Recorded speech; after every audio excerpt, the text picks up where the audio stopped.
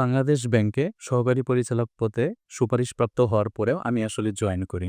কেন জয়েন করি? এর পেছনে মূলত একটি কারণ হচ্ছে, কারো যদি উত্তম রিজিকের কোনো একটা ব্যবস্থা থাকে, যেটা নিয়ে আসলে হালাল হারামের কোনো দ্বন্দ্ব নেই, তাহলে আসলে উচিত হচ্ছে বা কেউ চিন্তা করে দেখতে পারে যেটা আসলে কোনো ধরনের হারামের কোনো সন্দেহ নেই, ওই জায়গাতে নিজেকে স্থির রাখা। এই বিষয়টা আমি আসলে সবচেয়ে প্রাইম ফ্যাক্টর বা গুরুত্ব সহকারে দেখেছি।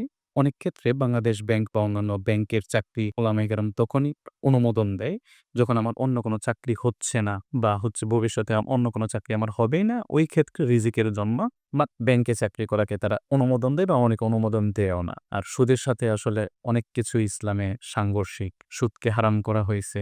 যদিও আমরা ব্যাংক থেকে নিজেদেরকে শতভাগ বাঁচানো কখনোই সম্ভব না। চাকরি, বেতন বা বাড়ি করার ক্ষেত্রে অন্যান্য ক্ষেত্রেও আমরা অনেক সময় ব্যাংকের loan facilities, credit card, debit card এগুলো ইউজ করতেছি। কিন্তু যদি সম্ভব হয়, যেটুকু যে পারে সামর্থ্য অনুযায়ী নিজেকে বাঁচিয়ে রাখার চেষ্টা করা।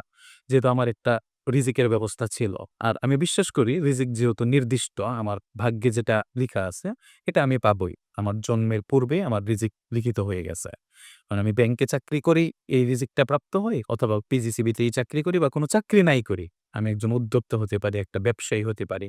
আমার যেহেতু জ্ঞান আছে, দক্ষতা আছে, আমি যেকোনোভাবে চেষ্টা করলে ইনশাল্লাহ রুজি-রোজগারের ব্যবস্থা করতে পারবো। আশা করি আল্লাহ তাআলা এই ব্যবস্থা করে দিবেন সৃষ্টিকর্তা। যেকোনোভাবেই রিজিকের ব্যবস্থা করবেন। যাদের উত্তম রিজিকের ফয়সালা আছে, তারা চেষ্টা করবেন হালাম হারামের দ্বন্দ্বে না যাওয়ার চেষ্টা কারণ আখিরাত বলে তো একটা বিষয় আছে, মৃত্যু অবধারিত।